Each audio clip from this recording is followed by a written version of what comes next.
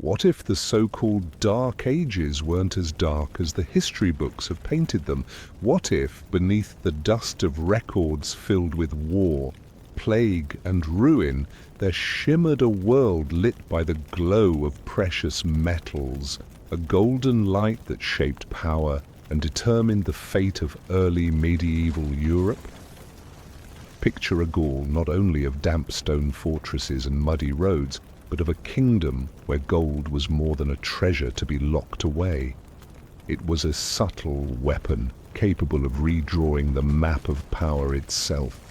In the hands of the Merovingian kings, from gleaming Byzantine solidus coins to tombs overflowing with gold-crowned regalia and jewel-studded weapons, every artifact was a fragment of a story history has tried to bury.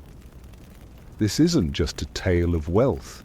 It's about how gold became the silent heartbeat sustaining the entire political and economic system. From grand coronations to whispered deals between lords, gold was both the proof of authority and the promise of stability in an age of upheaval. And when the curtain of the Dark Ages is pulled back, we may find that this light never truly went out.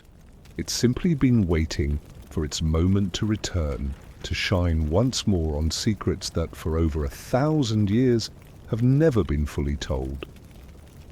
When the Western Roman Empire officially collapsed in 476, Europe did not instantly sink into the pitch-black darkness that so many textbooks still imagine.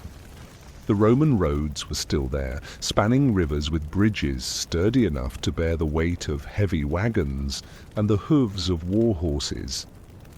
In the cities, though emptier now, traces of urban life remained.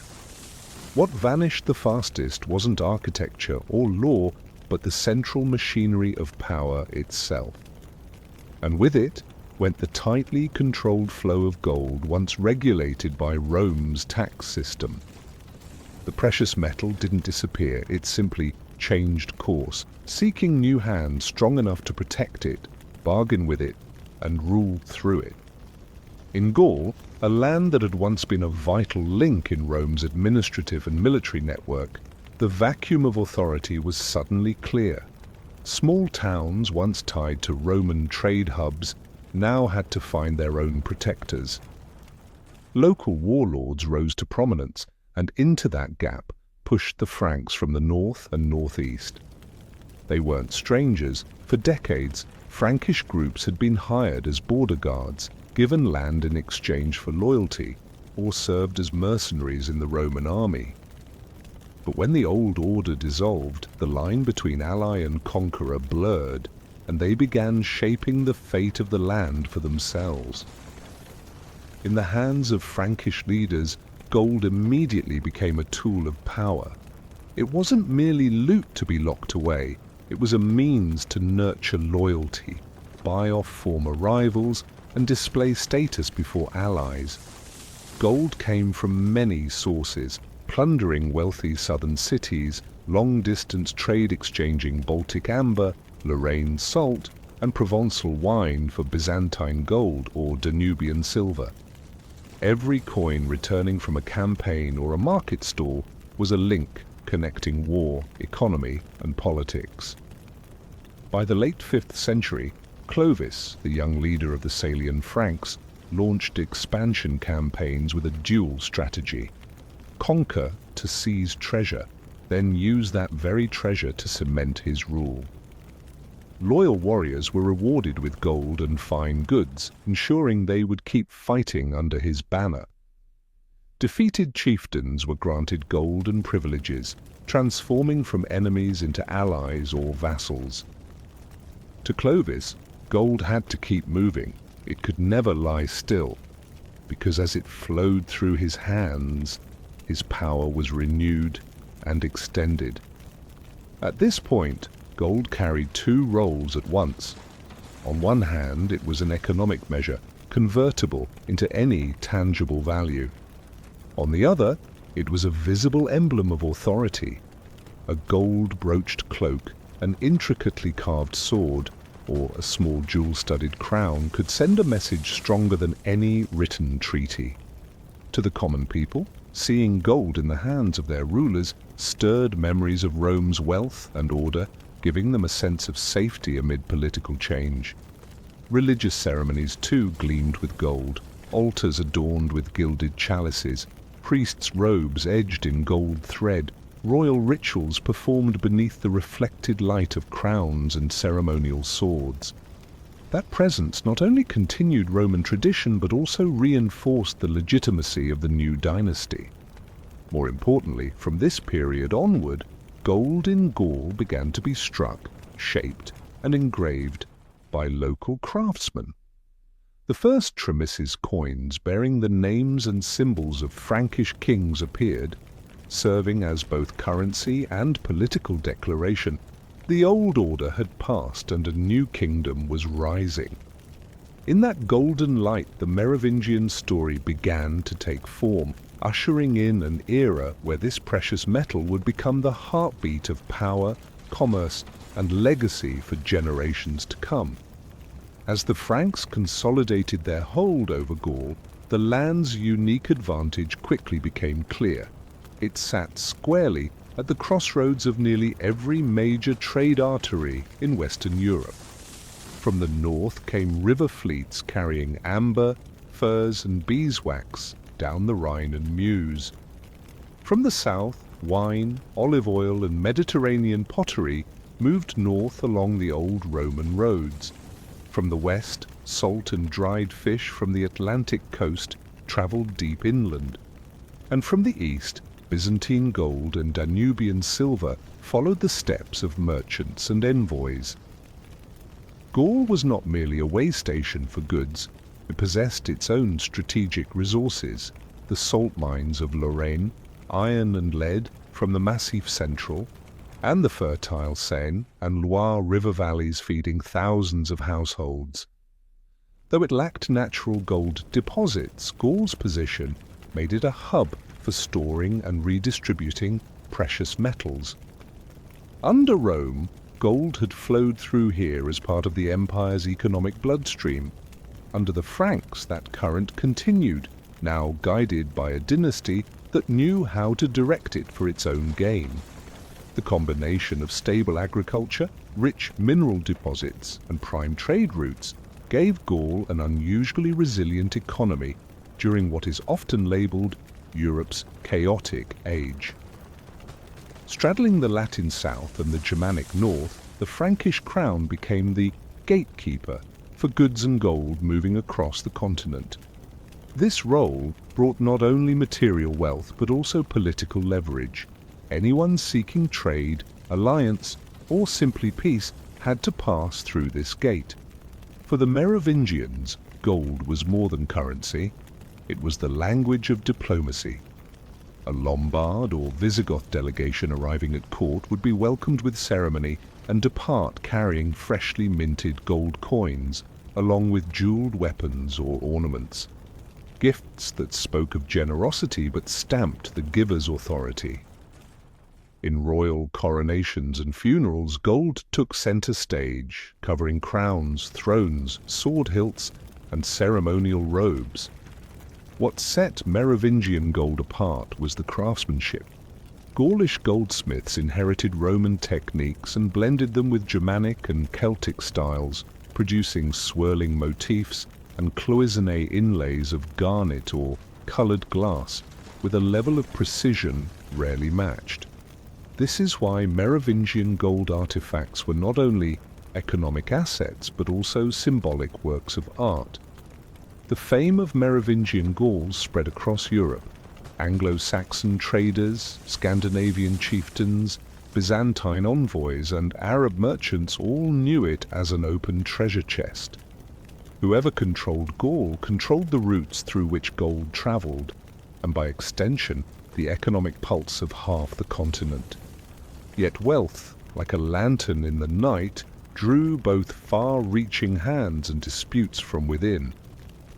In truth, the richer Gaul became, the more it turned into a battlefield for ambition. Branches of the Merovingian royal family clashed over control of the gold supply. Each faction sought dominance over lucrative trade routes, mineral resources, and the right to tax along the rivers. These rivalries not only destabilized the realm, but also invited outside powers to interfere. In this volatile climate, one figure emerged with the ability to turn Gaul's economic potential into overwhelming political strength: Clovis. More than a brilliant warrior, he understood that gold, when wielded strategically, could build a dynasty as solid as bedrock. From here, the story of Merovingian gold entered a new chapter, one of conquests, alliances, and decisions that would shape an entire age. Before the name Clovis thundered across the map of European power, the Franks were still a loose collection of tribes, split into two main branches: the Salian Franks along the lower Rhine, and the Ripuarian Franks farther upstream. Scattered along the great rivers of northern Gaul, they lived among the native population, influenced by the remnants of Roman centers still clinging to life. Their relationship with the Roman world was a mix of cooperation and rivalry. Many Frankish groups served as mercenaries in the imperial army, granted land and settlement rights in return, but when the opportunity arose, they did not hesitate to seize territory by force. Their society bore the unmistakable stamp of a warrior culture. Each community was an extended clan, where the leader was both the sword-bearing war captain and the distributor of spoils. Written laws barely existed. Power was measured in reputation, generosity, and the ability to safeguard wealth for one's followers. In such an environment, gold, especially Roman gold, was decisive. It kept warriors loyal, purchased better weapons, and forged strategic intertribal marriages. The Franks quickly recognized the advantage of their geography. They controlled key stretches of river where merchants from the North Sea had to pass to reach the deep interior of Gaul, collecting tolls, trading goods, and at times carrying out selective raids provided a steady stream of precious metals. Part of this gold, silver, and jewelry was immediately redistributed to maintain loyalty. The finest and most valuable pieces were reserved for important ceremonies: a chieftain's funeral, the heir's wedding, or a treaty sealing the promise of peace. Notably, even before a unified kingdom existed, the Franks had already developed a distinct aesthetic in goldwork. The cloisonné technique, dividing the metal's surface into tiny cells with thin gold strips, then inlaying gemstones or colored enamel, appeared early in artifacts from the 4th to 5th centuries. Many brooches, rings, and sword hilts were not merely decorative, but also statements of authority and tribal identity. Animal motifs such as hunting birds, horses, and wolves were carved in relief or set with stones, symbols of strength and the owner's destiny. Yet it was this very fragmentation of power that proved their greatest weakness. Frankish groups often clashed, especially over control of lucrative trade routes or strategic mineral sources. Each leader ruled his own territory and followed his own authority. None had the stature to impose a common law. This left them vulnerable to larger powers such as the Visigoths in the south or the Burgundians in the east. In this setting, the quiet longing for a figure who could unite the scattered branches became an unspoken desire among many warriors and nobles. Intertribal marriages, temporary pacts, and small-scale skirmishes unfolded like test runs for a greater unification. As political and religious upheavals from the Mediterranean reached Gaul, along with opportunities created by the weakening of rival powers, the stage was set for a new player. He was a young chieftain of the Salian branch, skilled in both warfare and the art of ruling through gold. He would not conquer by the sword alone, but use wealth to win allegiance, transforming gold from mere plunder into the very foundation of power. Clovis would achieve what previous generations had only dreamed of, uniting the Franks under a single banner and redefining the role of gold in a kingdom, not as a display of riches, but as the scaffolding for a new order built to endure for generations. When Clovis rose to power in the late 5th century, he inherited more than a fragmented territory and the title of chieftain. What he truly received was the strategic legacy that generations of Franks before him had patiently built, a network of trade routes, alliances still being tested, and a store of gold large enough to turn ambitious plans into reality. From this foundation, Clovis quickly proved himself to be more than a skilled warrior. He was a builder of power, a ruler who understood how to make gold the lifeblood of the kingdom's political body. His first campaigns against the Alemanni revealed exactly how Clovis fused sword and gold. Each victory brought spoils of war, but rather than letting them lie idle in the treasury, he distributed them with deliberate purpose. Loyal warriors were richly rewarded to secure their unwavering allegiance. Defeated leaders, if willing to submit, received gold and privileges, transforming them from enemies into vassals. Under Clovis, gold was never static wealth.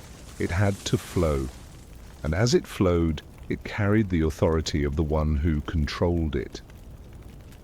The greatest political turning point came around 496, when Clovis converted to Catholicism. This was not merely a religious statement, but a masterstroke of diplomacy. By placing himself under the spiritual patronage of the Church, a force rapidly growing in influence across Gaul, Clovis opened new channels of trade and strengthened his legitimacy among his people. Gold again played a central role.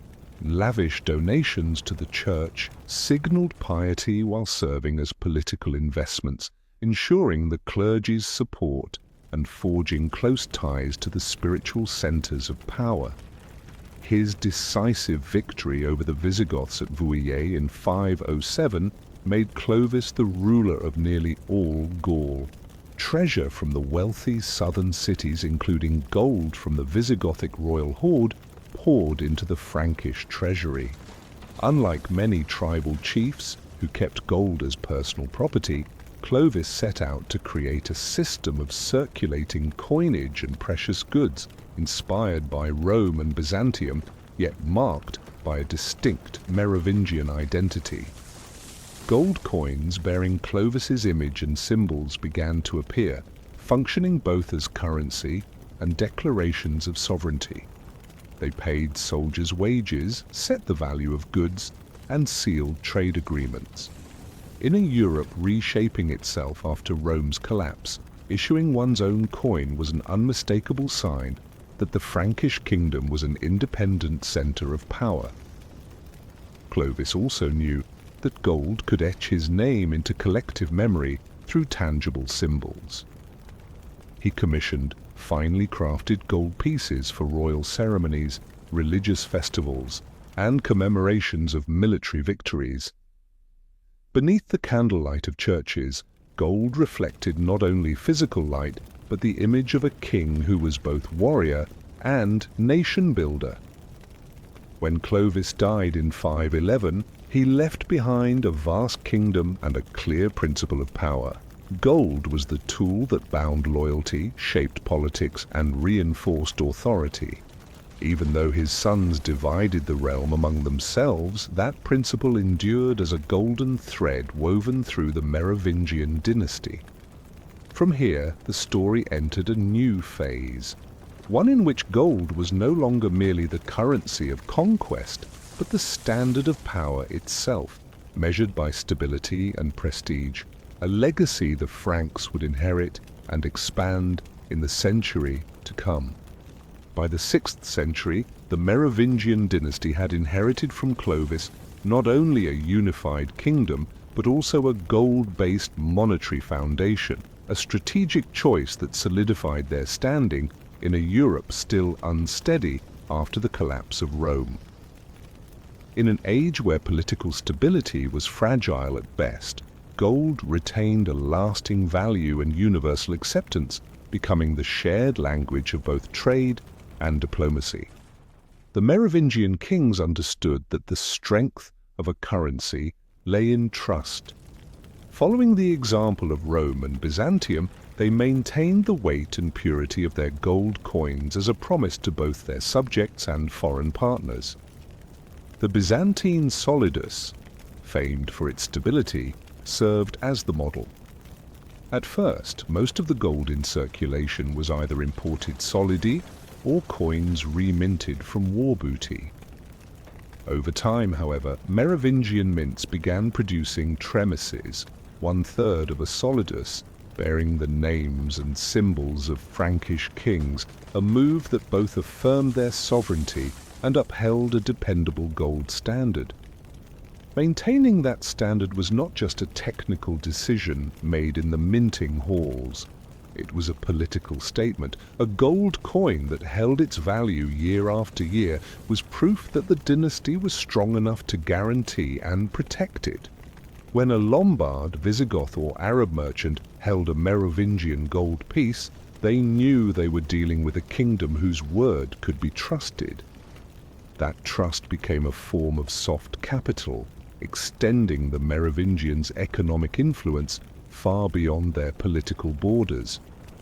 But keeping that standard was a constant challenge. Gold supplies were unpredictable, dependent on long-distance trade, war plunder, and the recycling of precious objects. The Merovingian kings had to ensure that gold flowed into the kingdom faster than it flowed out, which meant aggressively expanding trade relations and securing treaties with regions rich in precious metals. Trade routes from Africa, the Mediterranean, and Eastern Europe had to be kept open to prevent supply disruptions. Each gold coin carried symbolic weight as well. On its face, the ruler's portrait or emblem was carefully engraved, often paired with a cross or a military symbol.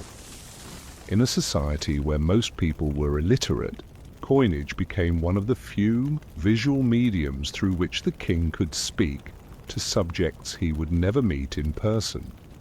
The gold standard also reshaped the domestic economy. Pricing goods and collecting taxes in gold created a unified transaction system, reducing reliance on barter or local currencies made of silver and bronze. Major trade hubs, cities, and markets often grew up around mints or tax collection points, fueling the rise of a merchant and artisan class. Yet this dependence on gold left the Merovingian economy vulnerable to sudden shocks. If war, raiding, or natural disaster disrupted supply lines, a shortage of gold would quickly impact prices, incomes, and political credibility. Merovingian rulers had to remain proactive, ready to expand territory or seek new alliances simply to keep the flow of gold uninterrupted. At its height, the gold standard made the Frankish kingdom one of the most stable economic centers in Western Europe, even as other regions struggled with monetary crises. But in the Merovingian world, gold was more than just coinage. It was transformed into objects of ceremony, symbolism, and artistry, pieces whose value far exceeded their weight in metal. And these creations would open the next chapter in the story of royal power. At first glance, Merovingian gold coins may seem like nothing more than a means of payment, but in the 6th and 7th centuries they also served as declarations cast in metal, broadcasting messages of power, stability, and the dynasty's reach. Every coin minted carried not just an exchange value, but also acted as a piece of visual communication, where every line and symbol was chosen with care to reinforce royal authority.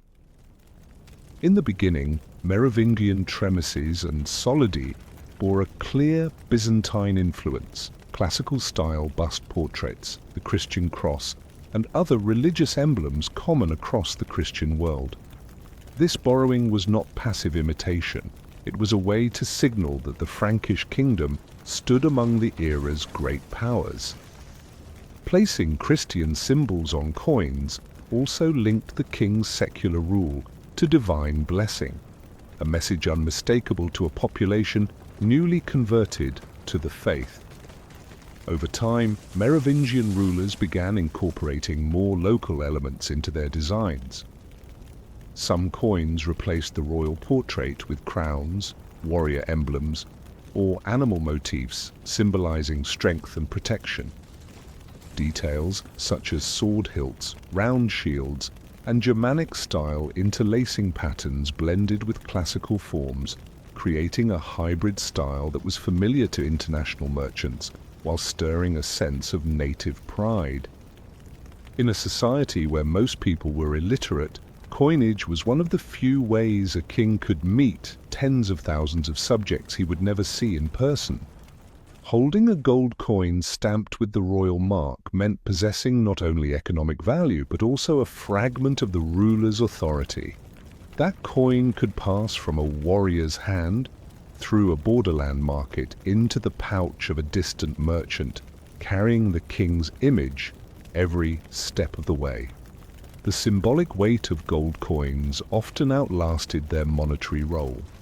In distant regions far from the centers of power, where gold was not used for everyday exchange, Merovingian coins might be kept as keepsakes or talismans.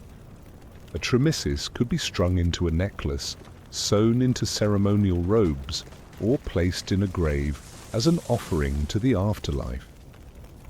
In diplomacy, gold coins were carefully chosen gifts.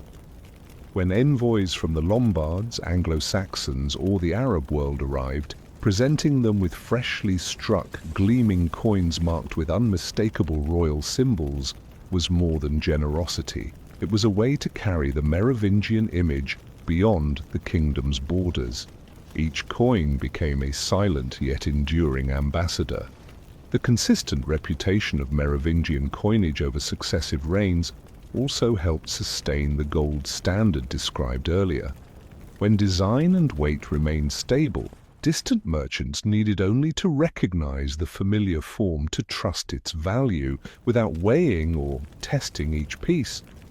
But that very prestige brought a risk. Local chieftains or regional powers sometimes minted imitations, copying Merovingian designs with slight alterations to assert their own authority.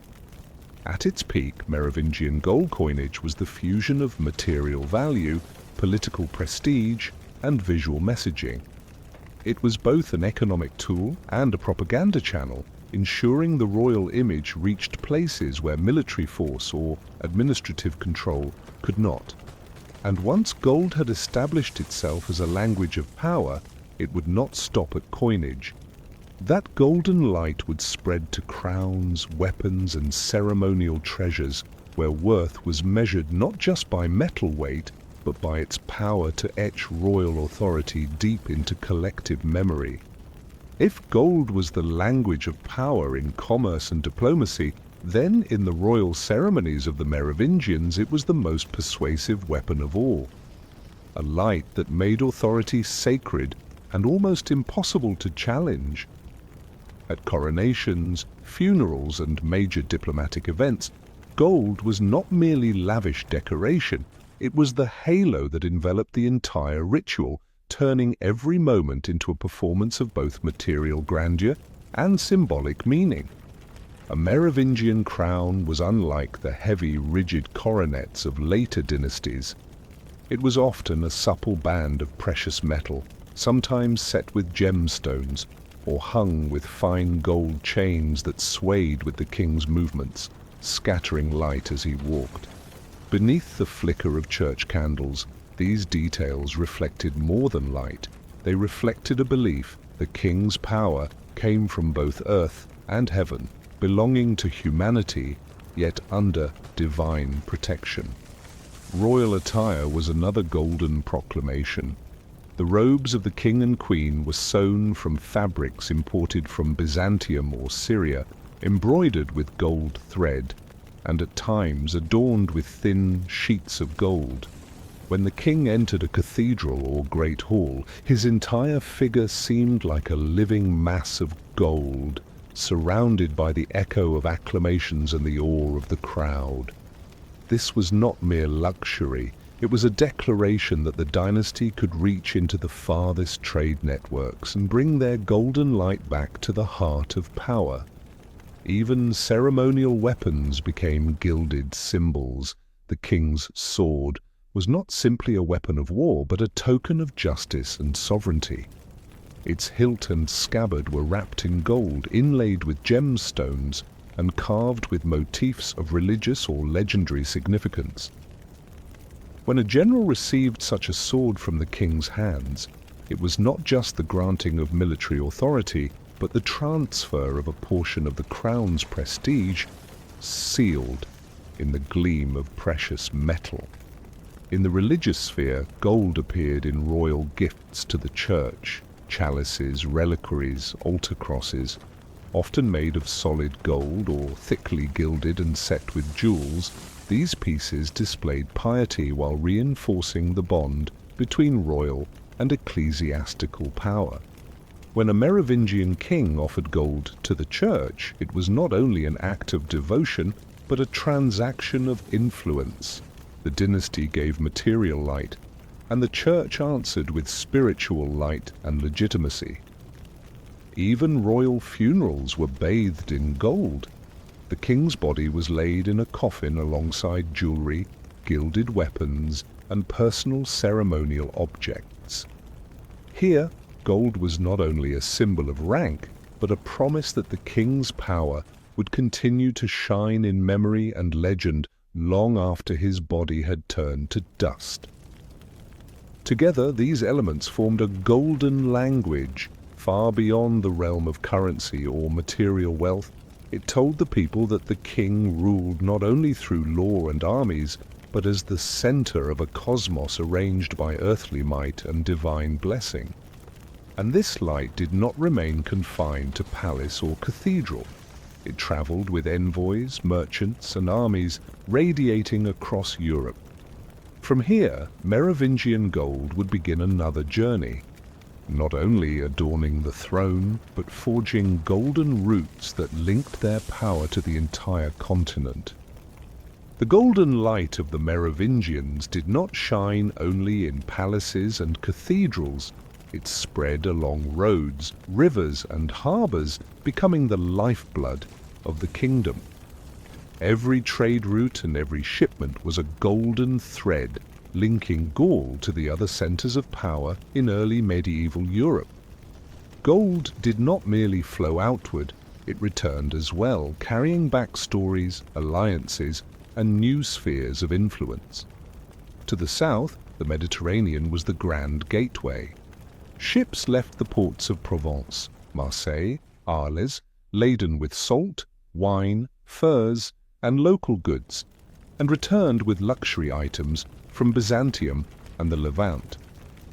On the homeward journey, Byzantine gold, famed for its purity and prestige, made its way into Gaul, enriching the treasuries of both royalty and nobility. At these ports, goods were not the only things exchanged. Political intelligence, diplomatic letters, and whispered promises of alliance traveled with them. The north opened onto another world, the North Sea and the Baltic, where Anglo-Saxon, Frisian, and Scandinavian traders brought amber, furs, honey, and beeswax to barter. Here, gold was not just a means of payment, but a token of friendship. A northern chieftain might leave Gaul with a golden brooch or gemstone-studded necklace to take back to his tribe, a tangible seal of an alliance secured in precious metal.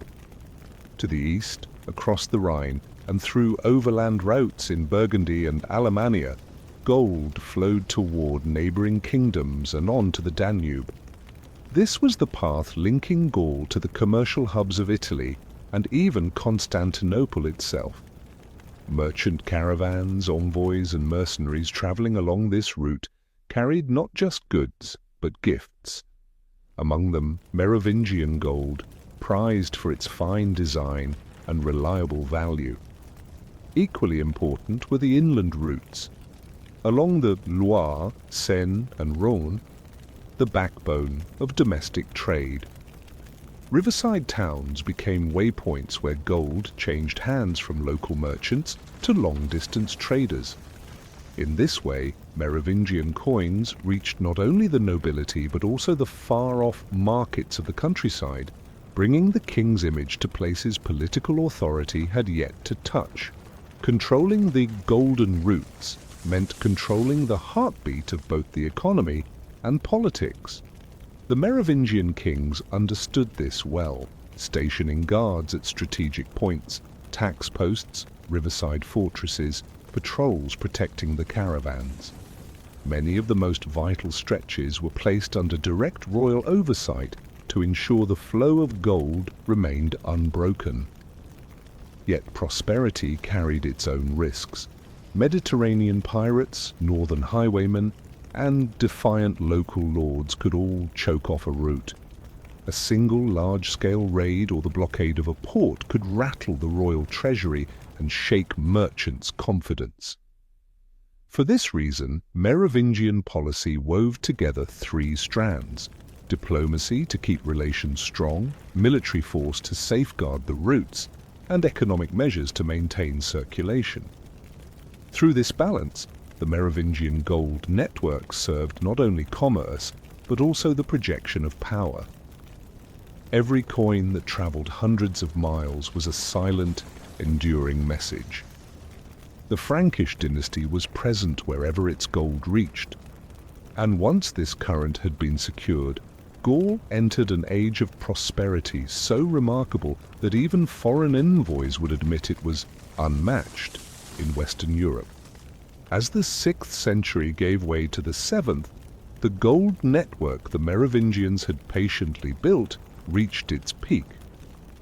Gaul now stood as the golden heart of Europe, drawing in precious metals from across the continent and pumping them outward through trade arteries strengthened by diplomacy, military protection, and legal control. The royal treasury swelled to a level that even foreign envoys openly acknowledged as unmatched in the West. In capitals such as Paris, Soissons, and Metz, the Merovingian court became a stage for displaying its wealth. During great festivals, stone halls blazed with the light of hundreds of candles, their glow reflected in cloaks embroidered with gold thread, in pearl and gold necklaces draped around noble women's necks, and in solid gold wine goblets passed from hand to hand. Each banquet was more than a feast. It was a performance of power, with every object carefully chosen to send a message that this dynasty's wealth was so great, nothing could shake it. The royal treasures went far beyond currency. Within the vaults of palaces and royal churches were massive jeweled crosses, gold-encased reliquaries engraved with saints, exquisitely worked chalices and gifts from distant courts, Egyptian gold necklaces, Byzantine mosaics, and gold-embroidered silks from Persia. Each artifact carried a story, the memory of a military campaign, the mark of a treaty, or the proof of a successful political marriage. Even architecture bore the mark of gold. Churches under royal patronage often had golden tesserae on their mosaics, transforming interiors into spaces that seemed lit by a sun captured within stone.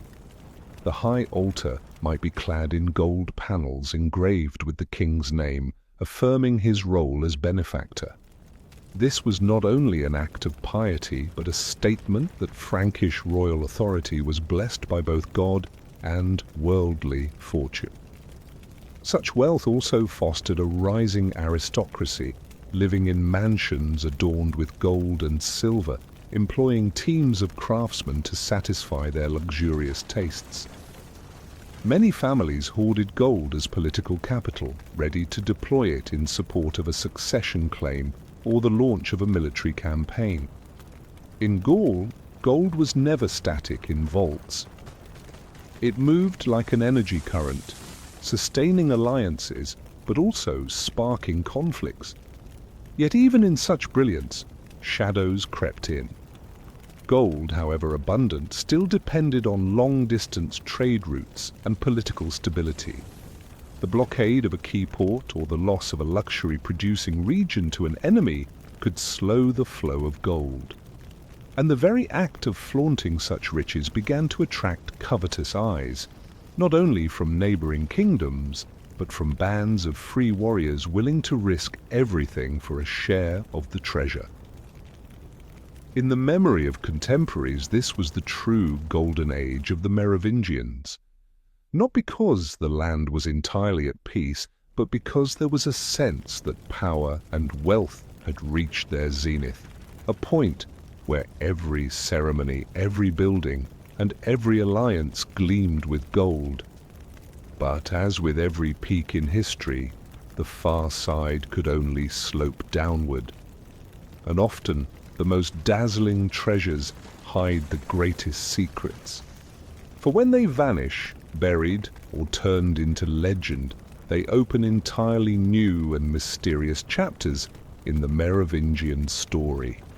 Among all the tales of Merovingian treasures lost or faded into legend, there was one moment when the gold truly returned to the world, the discovery in 1653 of the tomb of Childeric I, father of Clovis, in Tournai, in what is now Belgium.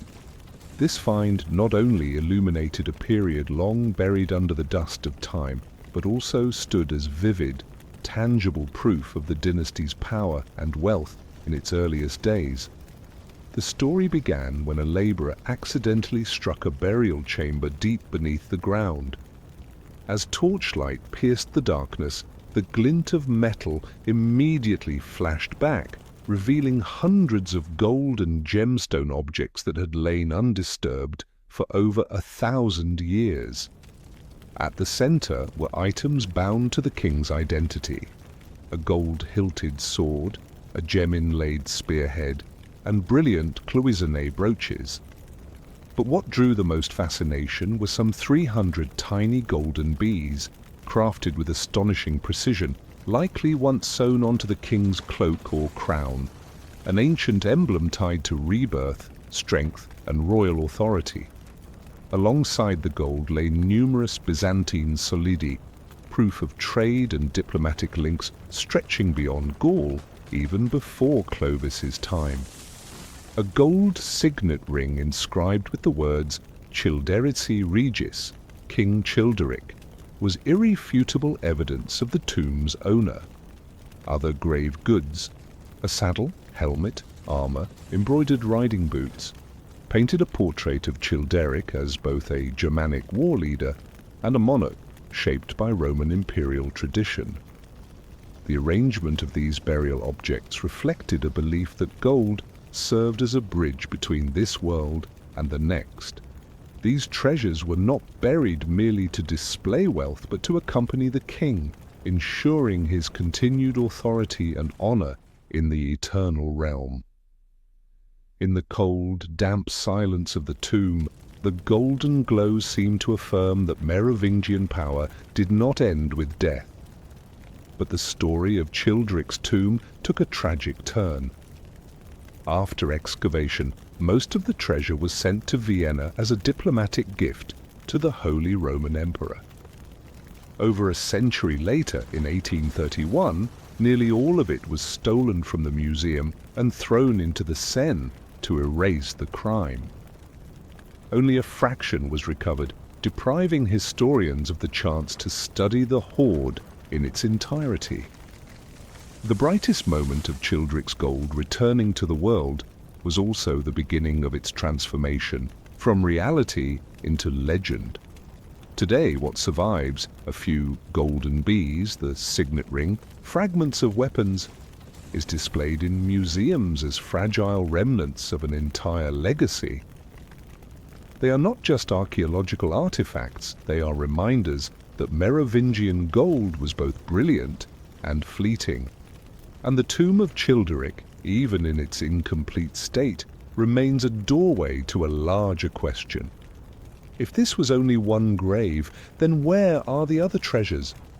Those of Merovingian kings and queens. And when will they finally be found? If the tomb of Childeric I proved that Merovingian gold could return to the light after more than 1,000 years, then somewhere on the map of Europe there are still royal graves whose secrets have never been revealed. Unlike dynasties that built monumental tombs as grand declarations to posterity, the Merovingians favoured discreet burials, sometimes directly beside newly built churches, other times in secluded royal cemeteries. This discretion was not merely a matter of custom or religious practice, but also a protective measure, for gold and grave treasures were always targets for greedy hands. Contemporary records suggest that royal funerals were conducted with solemn ceremony, yet almost never disclosed the precise location of the grave. Even Gregory of Tours, one of the most detailed chroniclers of Merovingian political life, mentions only vaguely the resting places of kings and queens. This may have been a deliberate choice to keep the information secret, or perhaps it was oral knowledge closely guarded within a very limited circle. In the turbulent 6th and 7th centuries, with wars and succession disputes unfolding constantly, concealing a royal tomb was a way to protect both the remains and the treasures buried with them.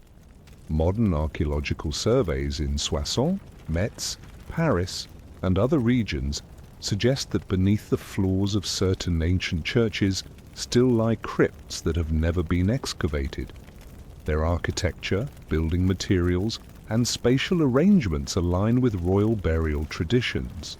Yet most remain untouched, partly due to concerns over disturbing sacred sites, and partly because of the immense resources needed for large-scale excavation. Beyond archaeological clues, local legends have kept the mystery alive. In Lorraine, there is a tale of a Merovingian king buried with a golden chariot beneath the earth to continue his journey into the afterlife. In northern Burgundy, people speak of a queen interred in a gold-embroidered cloak with hundreds of gold coins scattered around her body. While these stories are impossible to verify, they fuel the possibility that some undiscovered graves may hold treasures equal to, or even surpassing, those of Childeric's tomb. The loss of these burial sites is not only an archaeological gap, but a historical one. The discovery of an intact royal grave could yield vital clues about lineage, diplomatic relations, and even gold-working techniques never before recorded. DNA from the remains, inscriptions on grave goods, and the artistic style of artifacts could help answer questions that have lingered for centuries. And yet, silence may be their last line of defense. These tombs have survived millennia of war, looting, and religious upheaval. They are like sealed time capsules, and when opened, they would not only resolve long-standing mysteries, but might also raise new ones, perhaps even challenging our entire understanding of the Merovingian dynasty. That is precisely why they remain an inseparable part of the dynasty's golden legend.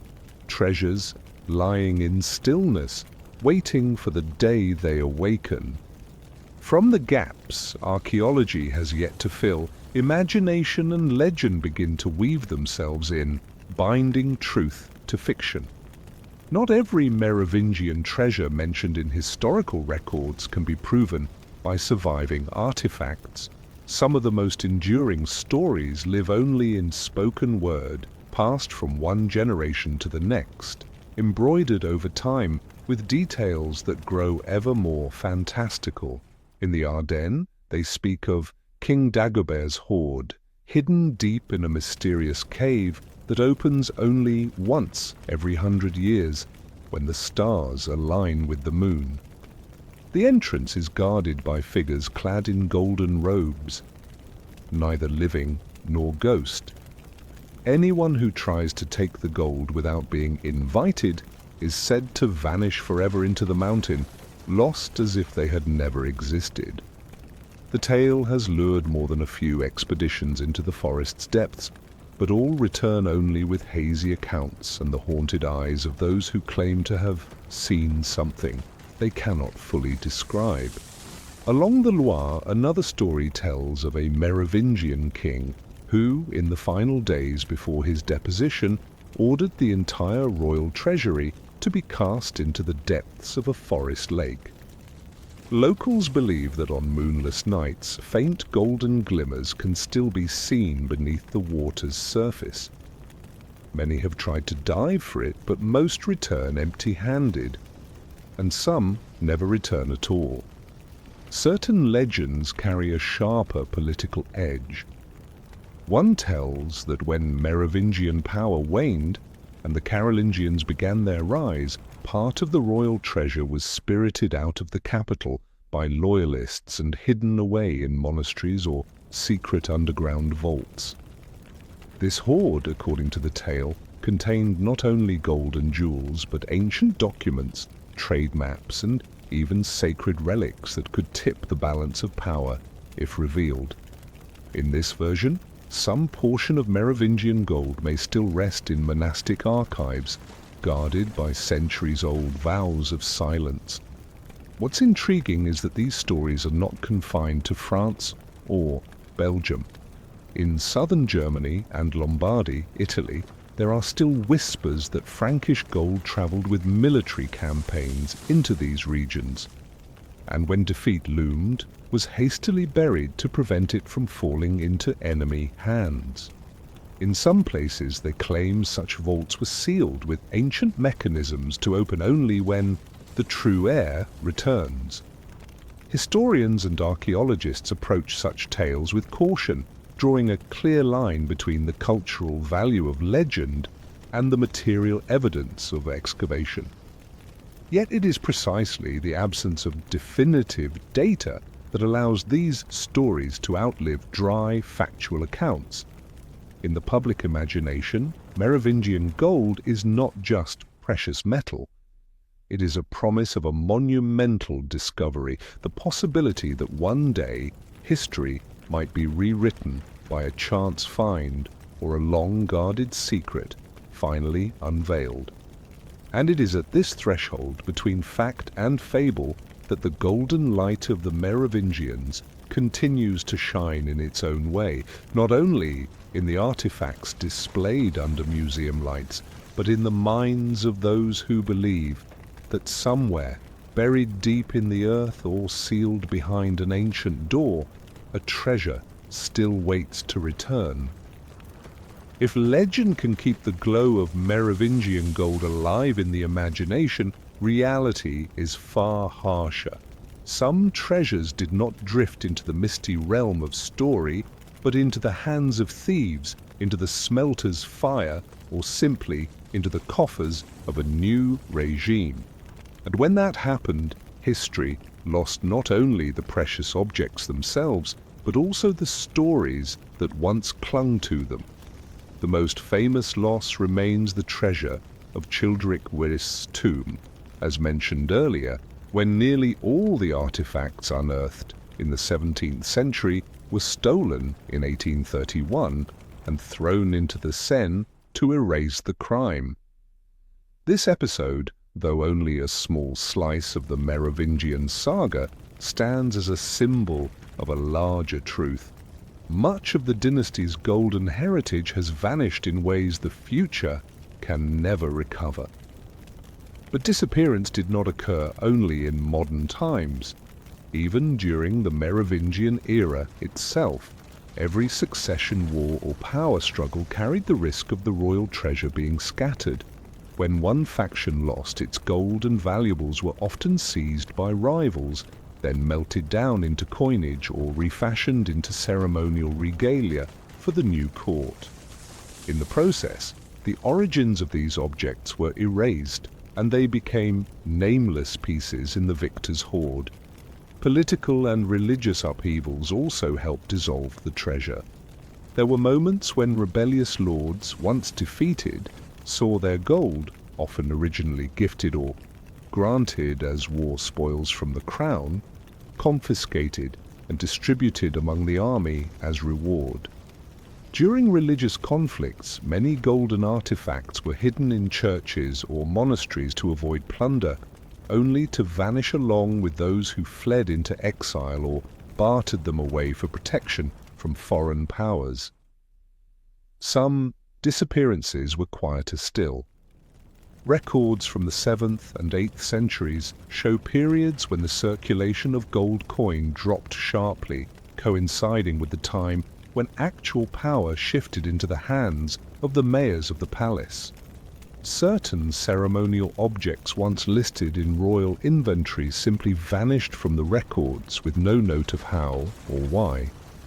Such gaps leave historians to speculate. Were they lost to war, or were they deliberately transferred in carefully managed political deals, moving gold into the hands of the new power brokers?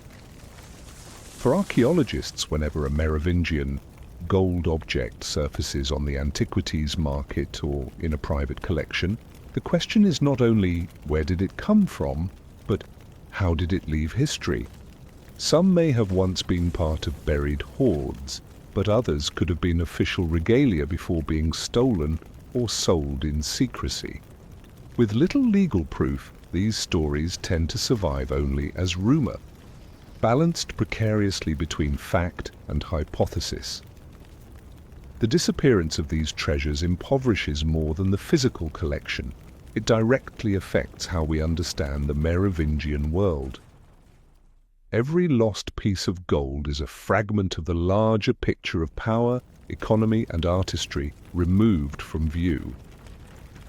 And when those pieces are gone, the gap is filled with speculation, myth, or at times fabricated stories meant to soften the sense of loss. From here, the story shifts.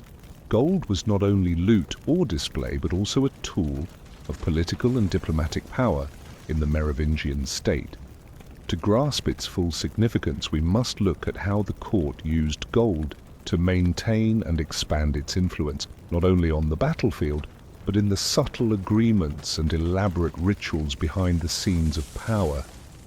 In the power structure of the Merovingians, the church was not only a religious center, but also a repository of gold and treasures, a sacred treasury that could tip the political balance. Between the throne and the altar lay a complex relationship, cooperation to reinforce each other, but also quiet competition for influence. And the strongest tie binding the two more than anything else was gold. From the time Clovis converted to Catholicism, gold became the shared language of this alliance. Kings granted gold to churches and monasteries as a sign of piety, but it was also a shrewd political investment. A gold-covered altar, an intricately carved reliquary, or a jewel-encrusted cross all conveyed the message that the dynasty not only sponsored the faith, but safeguarded the material wealth and prestige of the church. When worshippers stepped into a space blazing with the shimmer of precious metal, they felt the presence of both God and the king who had brought that light there. For the church, royal gold did more than beautify places of worship. It provided the means to build and adorn structures, extend the influence of bishops, and turn monasteries into centers of craftsmanship and book production. Some monasteries even acted as sacred banks, where the monarchy could deposit gold to shield it from theft or wartime loss. The religious authority of these sites made them secure vaults, and also bargaining chips when politics shifted. The relationship was not one-sided. The church also used gold to strengthen royal authority. At coronations, the gleam of the golden crown, the golden cross, and the chalice on the altar created the image that the throne itself was blessed by God. In the eyes of the people, opposing the king meant opposing the sacred order. This was an invisible but highly effective shield, protecting the dynasty from direct challenges. Yet such closeness carried risks. When a king's political power waned, bishops and monasteries holding vast reserves of gold could emerge as independent centers of power. They could use these resources to fund factions or negotiate with enemies, sometimes against royal interests. Records suggest that church treasure was at times secretly funneled to mayors of the palace or powerful lords capable of altering the course of the dynasty. In internal power struggles, royal gold was often given to the church in exchange for political support, while church gold could be loaned to finance military campaigns or bolster a faction. The boundary between sacred gold and secular gold thus became blurred. The golden glow on the altar sometimes masked closed-door agreements made in the shadows. On a broader scale, the gold-church connection reflected a core truth of the Merovingian era. Secular and spiritual power were never separate. Both relied on gold to sustain influence and prestige. Gold in the church could guide the soul toward faith, while reminding all that the dynasty's political authority was anchored in the economic and symbolic power of this precious metal. And as the 7th century approached the moment when mayors of the palace began to surpass the king in real power, the flow of gold between the crown and the church shifted. Whoever controlled the gold would control the balance of influence. From here, the story moves into a new phase, when gold became the tool by which those outside the royal bloodline could rewrite the fate of the Merovingian dynasty. In Merovingian politics, gold was not just a symbol of wealth or a means to purchase goods. It was a soft weapon capable of shifting the balance of power faster than an army. On the 6th to 7th century chessboard of power, swords and troops were the visible weapons, but gold was the lubricant for every gear, keeping the machinery of authority turning smoothly or stopping it entirely if withdrawn. For Merovingian kings, gold was the tool to turn potential rivals into allies. A border chieftain granted a golden necklace, a gilded weapon, or a generous payment could transform from an adversary into a protector of the frontier. In peace negotiations, the exchange of gold was often seen as a tangible pledge, binding both sides to keep the agreement. More than a few treaties were signed right after envoys left the royal court with chests full of gleaming tremisses.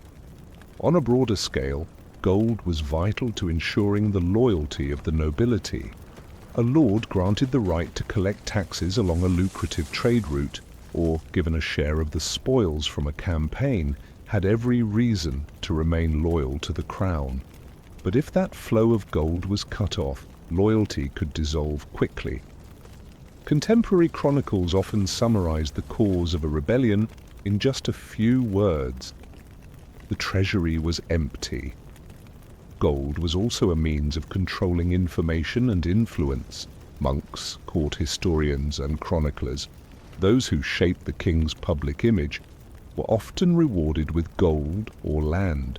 In return, they wrote annals praising the dynasty's virtues, projecting an image of unshakable power to the people and to foreign courts. In such cases, gold became the ink with which history itself was written. But this weapon was a double-edged sword.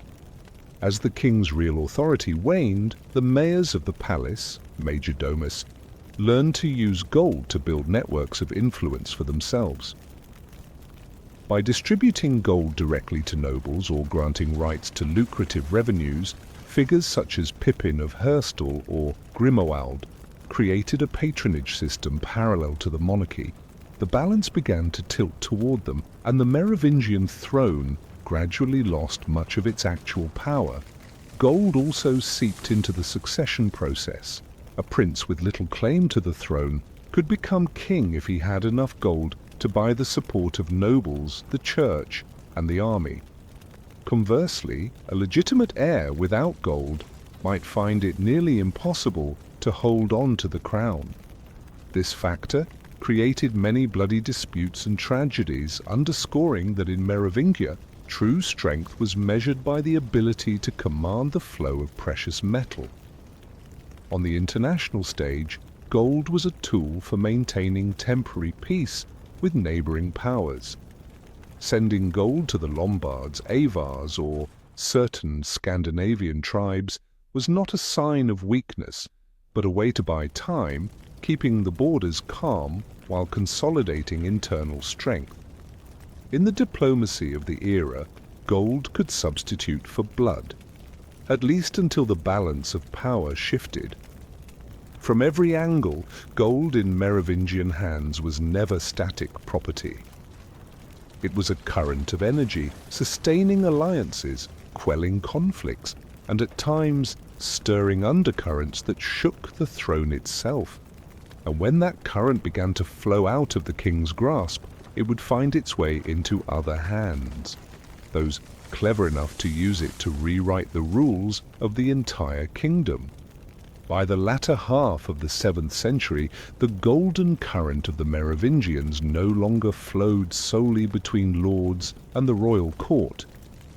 It began moving with increasing force among three axes of power: the crown, the church, and the mayors of the palace, men who managed the machinery of government yet were growing ever more confident in acting as de facto rulers.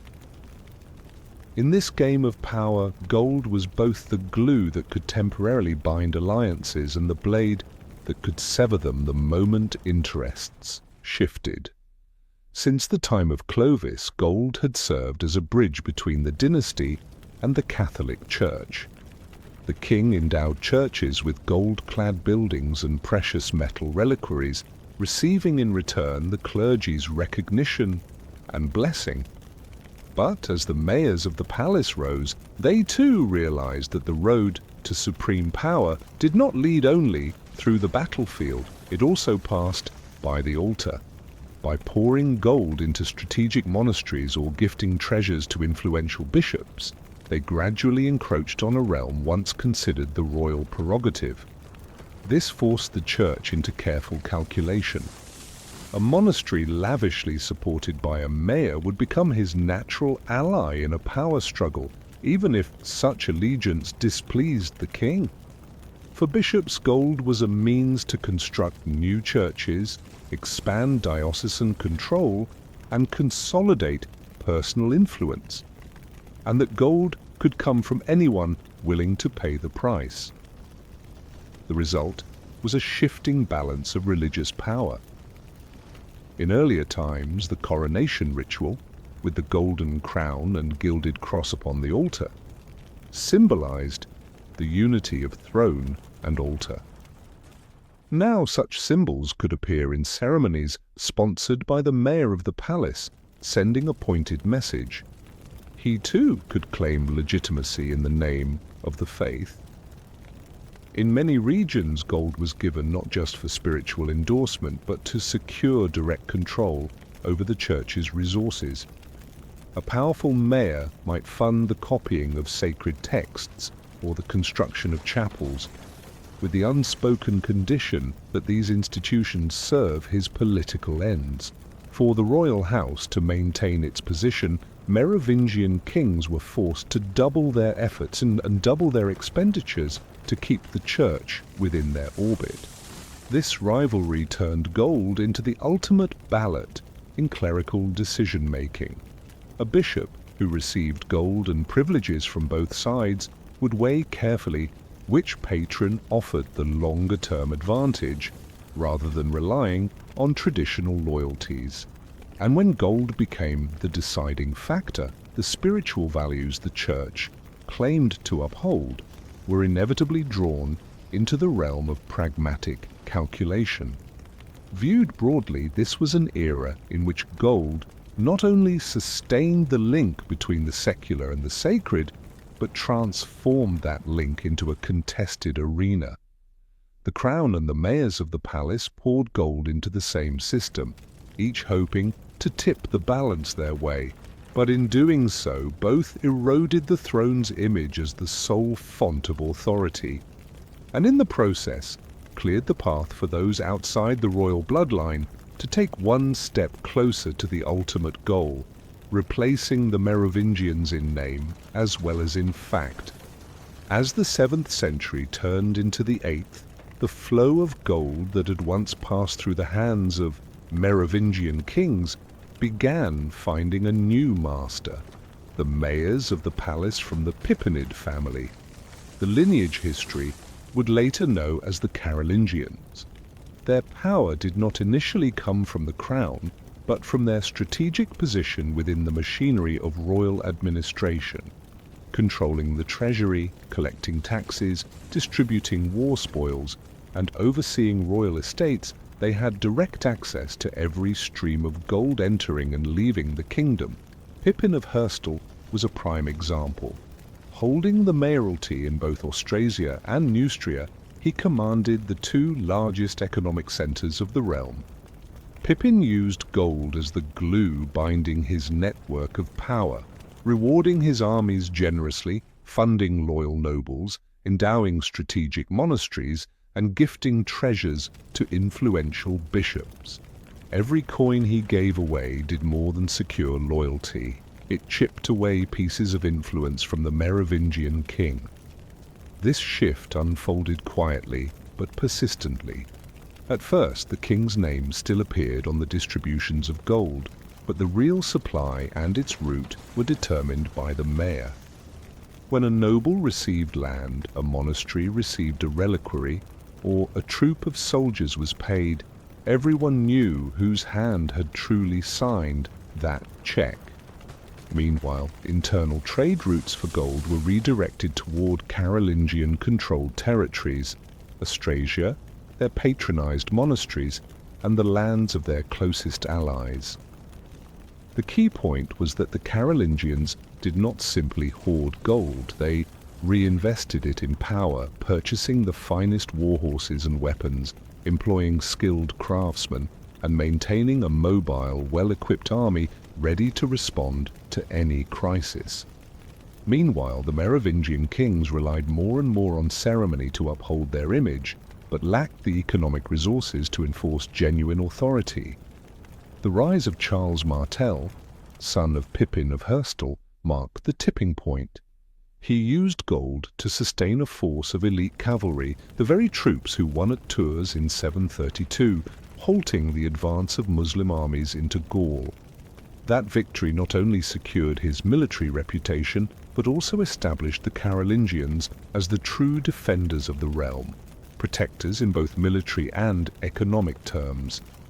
On the surface, the Merovingian kings still wore the crown at ceremonies, but most of the gold on display had been sourced, prepared, and allocated by Carolingian hands. Lavish banquets, military campaigns, and grand religious rituals all bore their imprint, even if the official name attached to them was still the king's.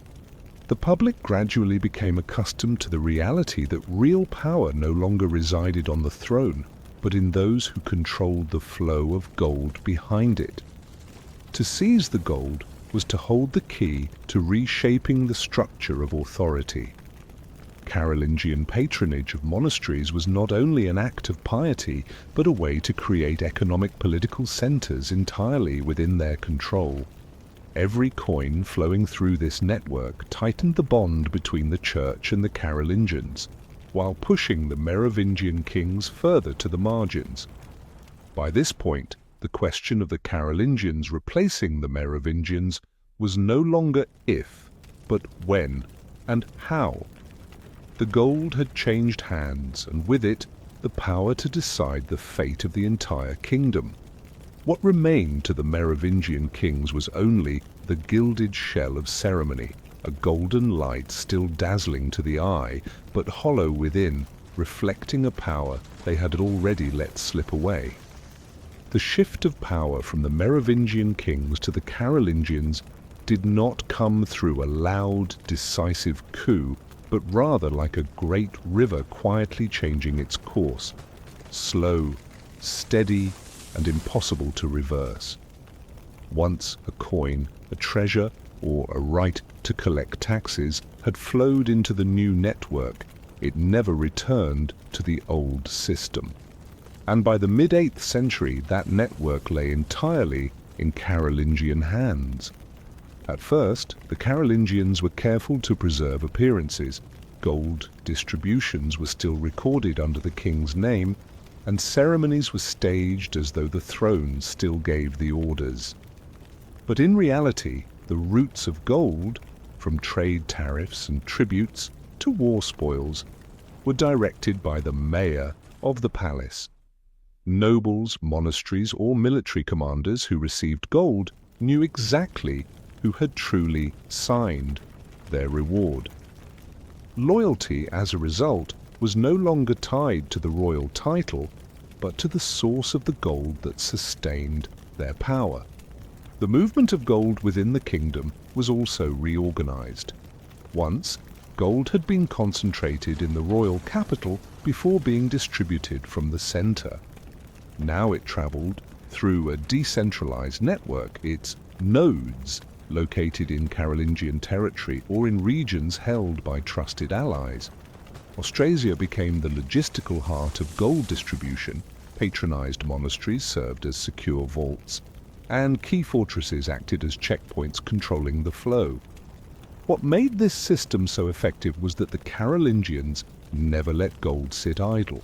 They treated it as a revolving investment, buying war horses, commissioning weapons from the finest workshops, paying the wages of a mobile cavalry force, and funding the construction of border defenses. Each expenditure hit two targets at once, strengthening territorial security and expanding the web of loyalty. Control over gold also meant control over religion. Monasteries and churches that had once received royal gold now lived off Carolingian patronage. When this supply became their lifeblood, the church found it difficult to turn its back on its true benefactors. Over time, the right to grant spiritual blessing, once the exclusive domain of the Merovingian crown, was shared and then quietly acknowledged, with the understanding that the Carolingians were equally, if not more, deserving of authority. Meanwhile, the Merovingian kings were increasingly confined to ceremonial roles. They appeared at coronations, rode at the head of processions, attended banquets, but no longer decided the roots of gold, which meant they no longer decided the fate of the kingdom. For the nobility, loyalty to the king became a matter of ritual. Their survival and prosperity depended on Carolingian generosity. By the middle of the 8th century, the gold network was so complete that replacing the occupant of the throne was simply the final step. When gold, the ultimate emblem of authority, had left Merovingian hands and rested firmly in Carolingian control, the throne became nothing more than an empty seat retained only as a facade for the ongoing transfer of power. And when the moment was ripe, that facade would be stripped away, revealing the new order the Carolingians had been quietly building for decades. When the last of the Merovingian gold left their hands, it lost not only its economic value but also the meaning accumulated over generations. The royal treasury, once a symbol of the dynasty and a tangible link to the authority stretching back to Clovis, now became political spoils. The Carolingians did not merely inherit it, they deliberately reshaped it to serve a new narrative that they were the rightful heirs, worthy of holding both crown and gold. Many of the most symbolic treasures, the crown, ceremonial sword, golden cross, and cathedral ornaments, were not destroyed but repurposed for ceremonies under the new regime. When they appeared, the story accompanying them had changed. The crown, once worn by a Merovingian king, was now presented as the crown of the Frankish kingdom in general, detached from any specific royal lineage. The The sword that had once embodied Merovingian authority became a symbol of Carolingian victory over an era now portrayed as weak and outdated. Not all golden legacies kept their original form. Part of the treasure was melted down to mint new coins bearing Carolingian imagery and symbols. This served both a practical purpose, turning assets into circulating currency, and a symbolic one, erasing traces of the old dynasty from the very substance of the gold and replacing them with a new identity. It was a conquest not only of wealth, but of memory. The transformation extended into religion. Monasteries and churches that had once guarded treasures donated by the Merovingians were now under Carolingian patronage. Inscriptions and records of the original donors were gradually ignored or replaced with new names. A gilded chalice or jewel-encrusted reliquary might still shine on the altar, but the story of the hand that first bestowed it was quietly consigned to oblivion. Yet this appropriation did not mean total destruction. In keeping and reusing many Merovingian treasures, the Carolingians inadvertently ensured their survival through centuries of upheaval. Some artifacts preserved in the new royal treasury escaped the fate of being looted or lost in civil wars. But by the time they reached later generations, they retained only their physical form and materials. Their original story had been altered or erased. The redefinition of the gold also reshaped how history remembered the Merovingians. Once their physical symbols were stripped away or given new meanings, the collective memory of a wealthy and powerful dynasty gave way to the image of the do-nothing kings, monarchs who sat on the throne while others ruled in their stead. Gold, once proof of a glorious age, was retold as the rightful reward for more deserving successors. And yet, even when redefined, Merovingian gold left an indelible mark on European royal art, craftsmanship, and aesthetics. The cloisonné patterns, the meticulous engraving, the pairing of gemstones with gold, these continued to live on in Carolingian works and in the dynasties that followed. In this sense, the Merovingian legacy did not vanish. It hid in plain sight, woven into the shared cultural stream, like gold that still glimmers beneath a fresh layer of gilding. From here, the story of Merovingian gold moves into a new chapter, one in which it is no longer the exclusive property of a single dynasty, but a material for building the legacy of the victors, while quietly passing down its aesthetic, technical, and symbolic influence to generations yet to come. When Merovingian gold entered the Carolingian treasury, it did not vanish from history. On the contrary, its distinctive aesthetics, craftsmanship, and artistic sensibilities continued to spread, merging seamlessly into the current of medieval European art. In the sculpture, jewelry, and ceremonial objects of later centuries, one can still trace the imprint of the Merovingian golden hand, like a quiet thread linking a forgotten past to a celebrated present. One of the most recognizable legacies was the cloisonné technique, the method of dividing a metal surface into small compartments with thin gold strips, then inlaying them with gemstones, colored enamel, or glass. Under the Merovingians, cloisonné was not merely a decorative technique, but a symbolic language. Each animal motif, the hunting bird, the warhorse, the wolf, carried meanings of strength, protection, or authority. The Carolingians not only inherited this skill, but refined it further, applying it to ceremonial weapons, crowns, crosses, and even the ornate covers of illuminated gospel books. The Merovingian color palette left an equally deep mark: warm gold paired with garnet red, sapphire blue, and the cobalt blue of glass enamel. This contrast was not only visually striking but also imbued with layered meaning.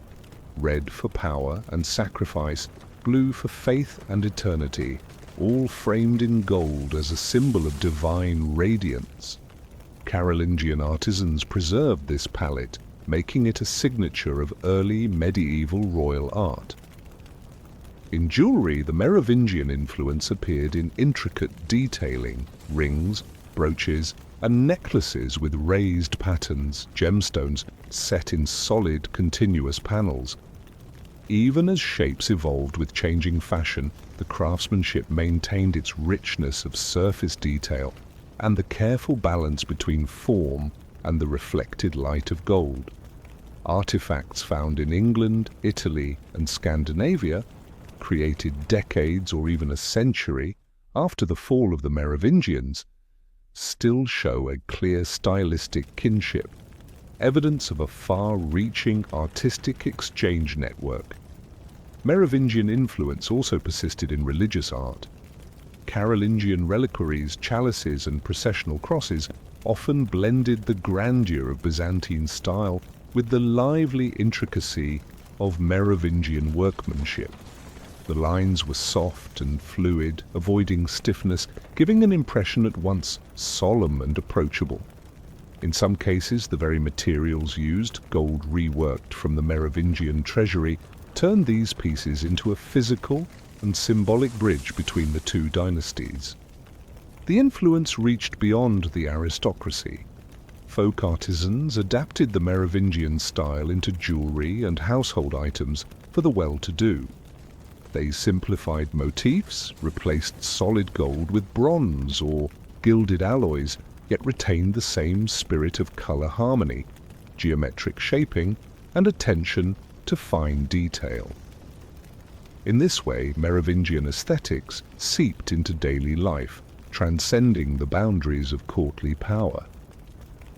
From an art historical perspective, Merovingian gold transcended its fate as a lost treasure. It became an aesthetic foundation for many of the medieval period's artistic achievements, living on in every carved line, every inlaid stone, and every golden reflection flickering under candlelight.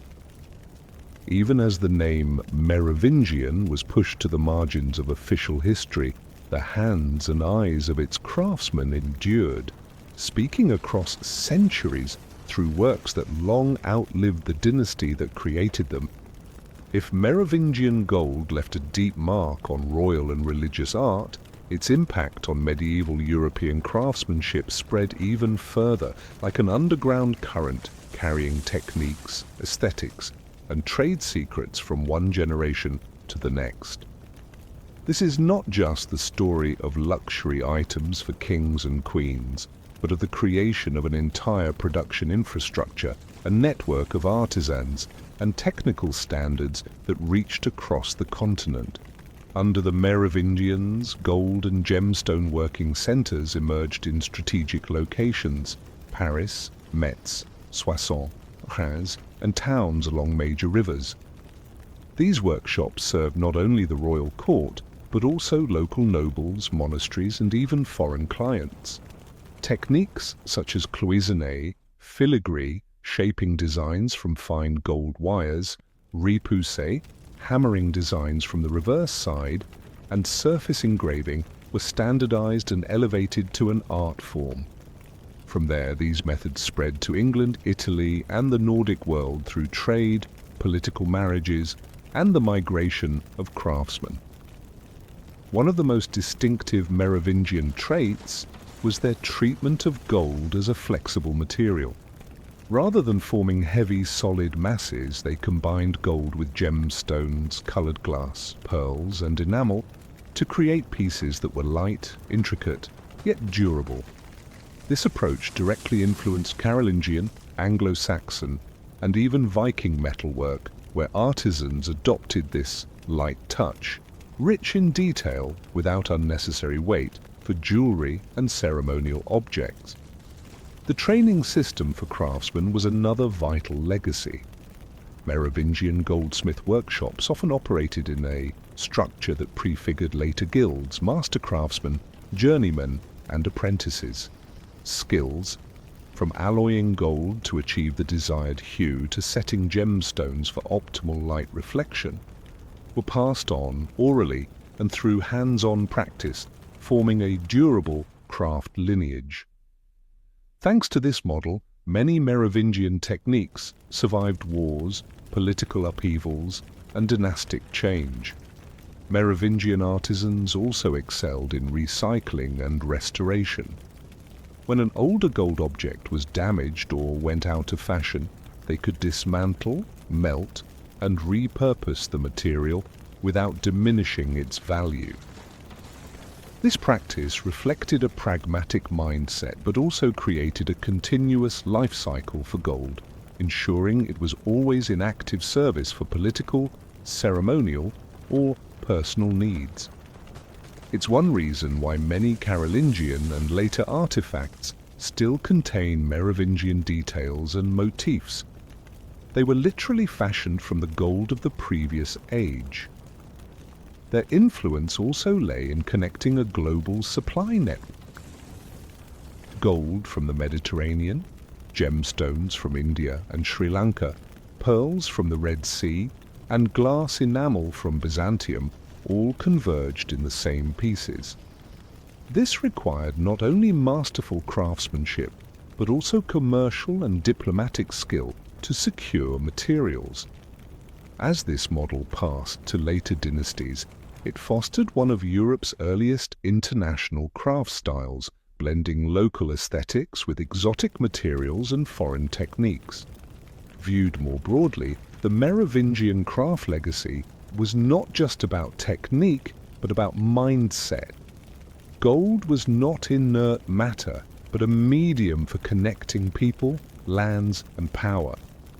From small workshops along the Seine or the Rhine, the seeds of this style and skill took root in distant regions, forming the foundation for the great flowering of precious metal art in Europe from the 9th to the 12th centuries.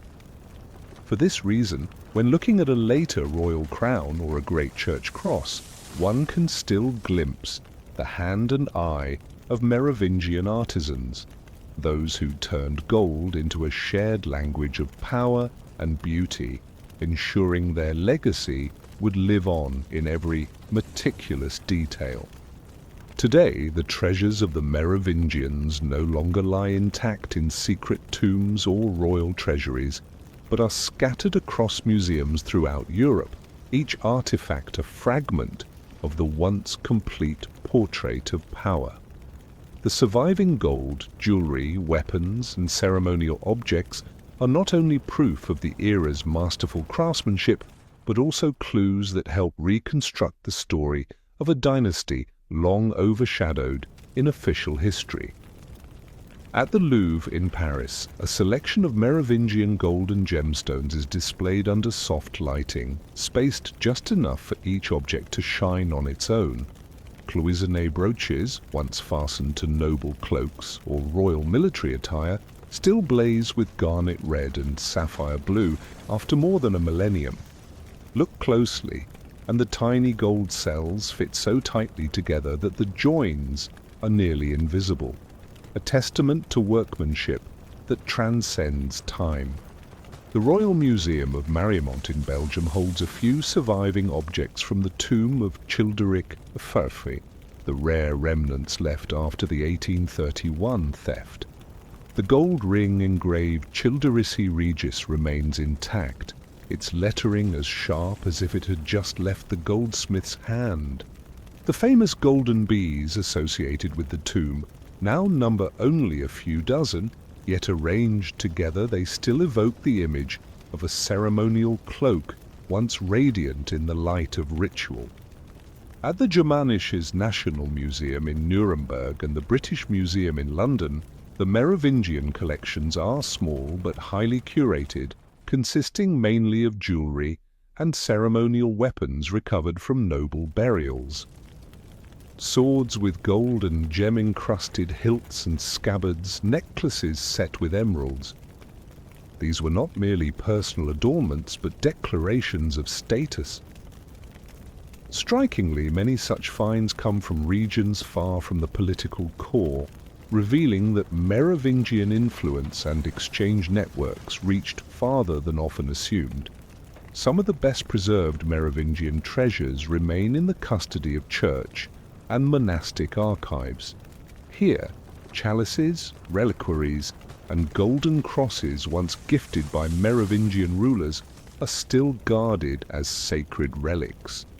They retain not only their material value, but are surrounded by a halo of religious sanctity that makes access difficult. Whenever such an object is brought out for public display, it is a rare opportunity to witness the golden light of a bygone age.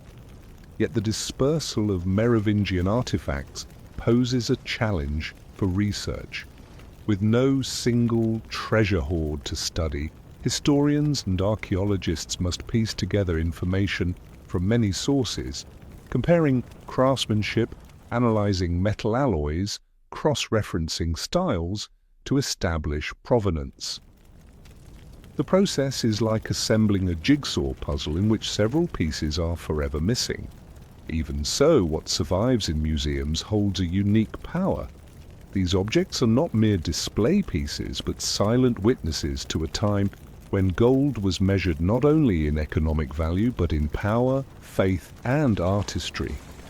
Each piece is a small door into a world more than 1,000 years past, a world where gold reflected not just light, but also the stories, people, and ambitions that shaped the history of the Merovingians.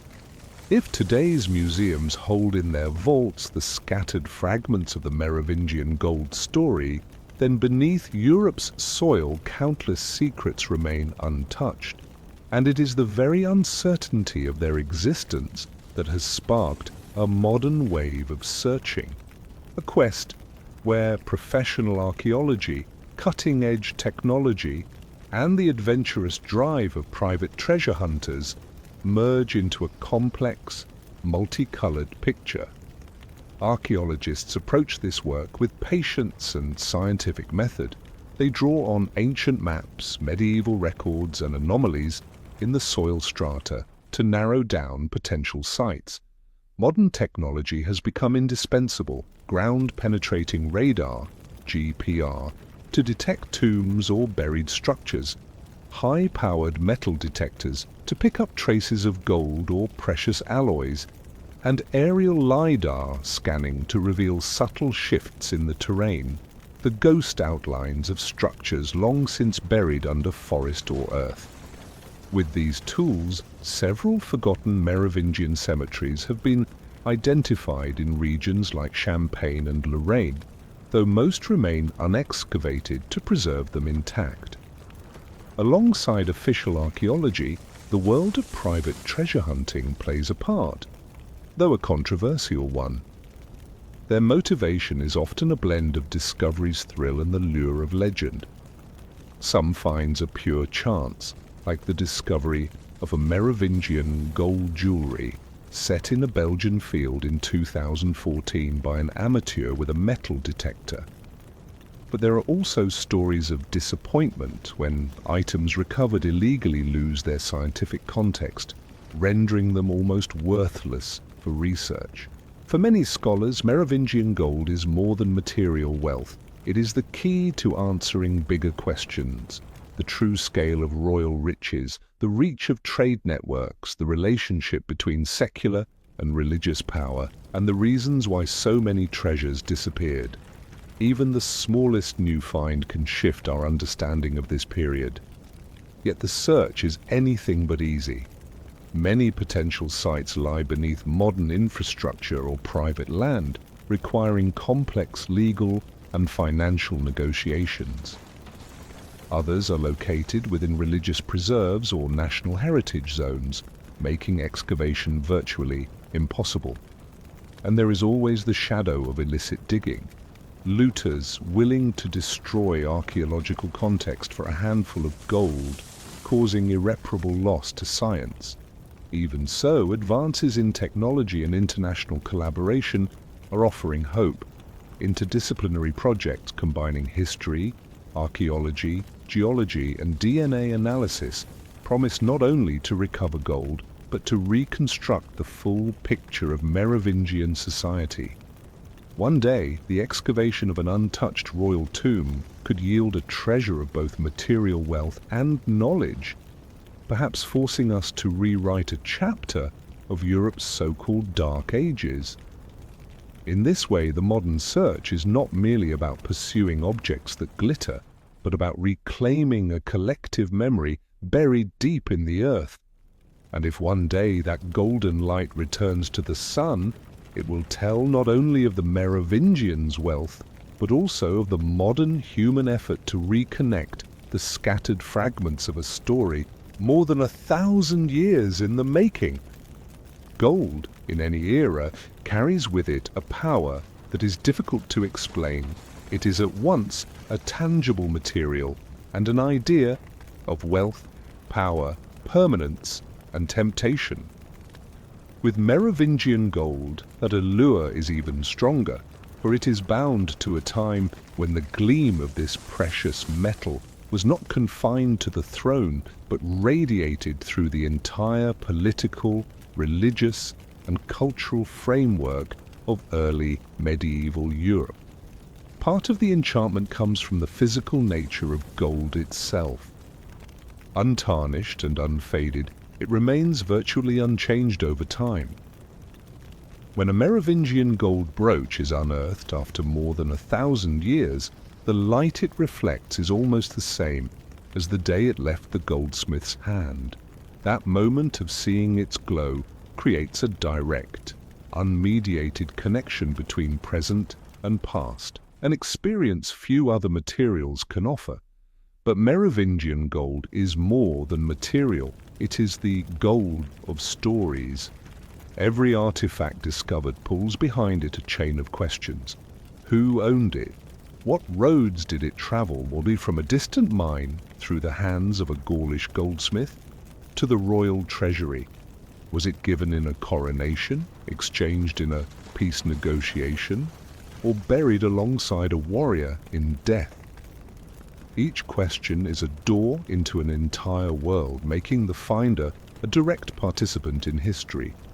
Its appeal also lies in the absence.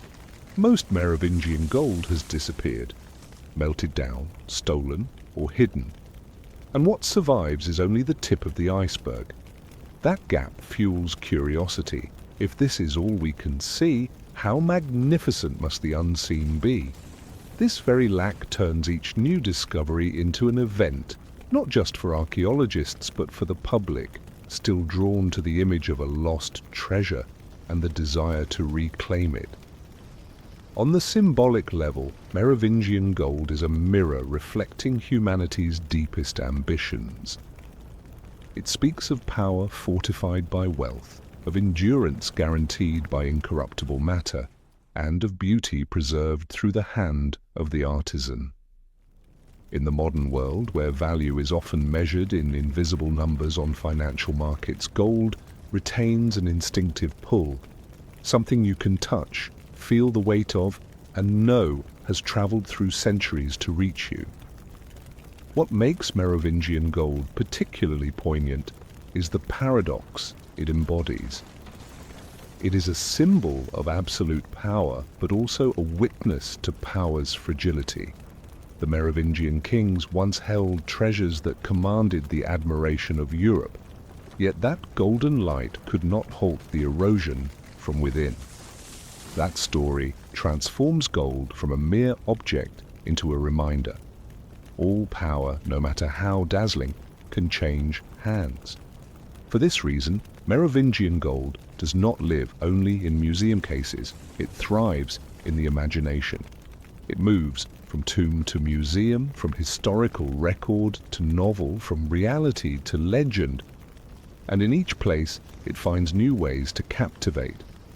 And perhaps its greatest allure lies not in the question of who will own it, but in the feeling that there is still something undiscovered, a story not yet fully told, waiting for us to find it.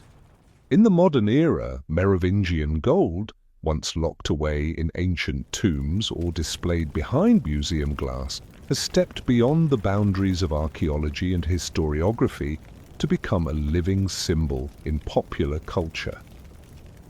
The image of the treasure of the long-haired kings no longer belongs solely to the pages of history books. It has seeped into novels, films, video games, and even the thriving realm of internet conspiracy theories. As early as the 19th century, archaeological discoveries such as the tomb of Childeric I captured the public imagination. Newspapers of the day described the treasure in almost mythical terms: a golden light pouring out from the earth, royal emblems never before seen. These vivid images, imprinted in collective memory, laid the groundwork for Merovingian gold to become a literary motif, the mysterious treasure bound to a dynasty obscured by official history.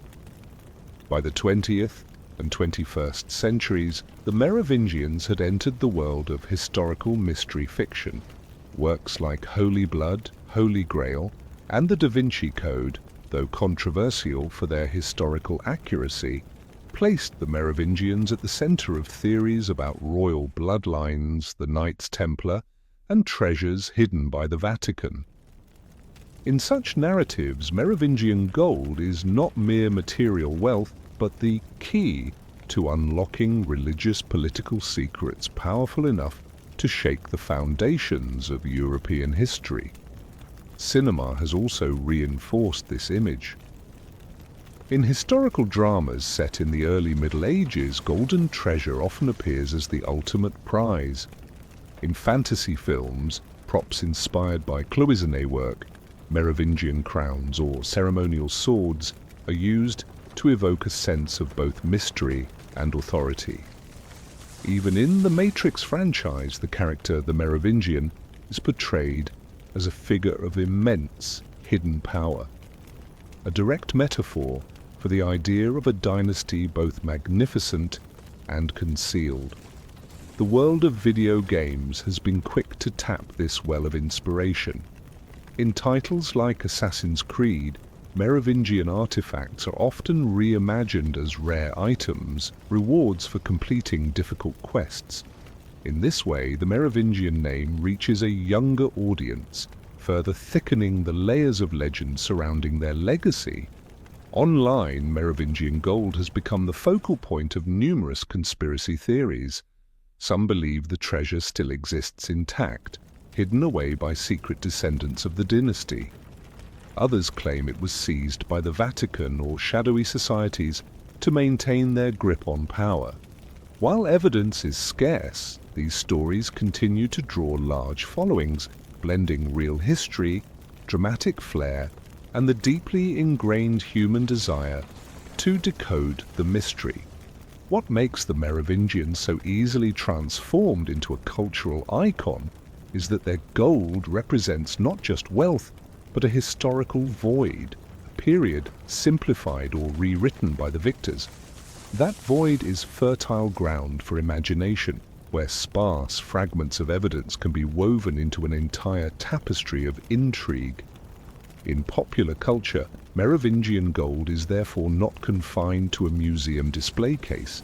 It is alive as a character in its own right, gleaming, elusive, simultaneously real and mythical. Now, as the story reaches its final pages, Merovingian gold, indeed after more than 1,000 years, still shines quietly. Its brilliance is not confined to treasures resting behind museum glass or hidden beneath layers of earth that guard their secrets, but lives on in books, film frames, and the human imagination. That golden light reflects both glory and tragedy, both the strength and fragility of power, reminding us that every dynasty, no matter how radiant, is built on a foundation that time and human hands can shift. We have traced every thread of gold from the moment it flowed into Gaul, becoming the heartbeat of the Frankish economy, to when it turned into a political instrument on the chessboard of Europe and gleamed in royal ceremony. We have also seen it change hands, be redefined, and, more than once, vanish from humanity's grasp. Sometimes leaving fragments of artifacts, sometimes only echoes preserved in legend. Woven between archaeological evidence is a network of myths, conspiracies, and crafted stories, making that golden light both real and unreal, both close and far away. From this, Merovingian gold leaves us with many lessons. First, it shows the inseparable bond between wealth and power. When the flow of gold left royal hands and entered those of the mayors of the palace, real authority shifted with it. Second, gold is a double-edged symbol. It can strengthen legitimacy and assert status, yet just as easily become the target of ambition and the tool of a successor. Third, the fate of material heritage shows that collective memory is not always a truthful mirror of the past. It is often selective, rewritten, or filled in with stories that serve the needs of the present. Yet perhaps the most enduring value of Merovingian gold lies not in the bars of metal or the jeweled ornaments, but in its ability to connect people across time. A gold brooch crafted more than 13 centuries ago can still make our eyes light up. A tale of a lost treasure can still spark curiosity as vividly as the day it was first told.